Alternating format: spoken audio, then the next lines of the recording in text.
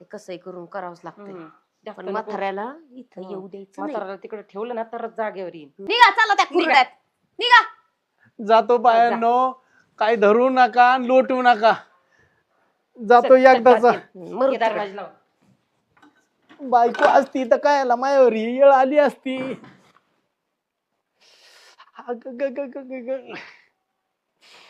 वाईट केलं रे देवा, तो वाईट केलं.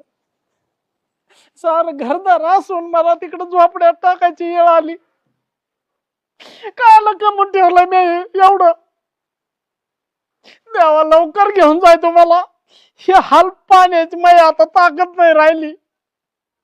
तिकडे लेक बैल झालेत बायकाचे. अशी येळ कोणावरच नको येऊन देऊ देवा तू.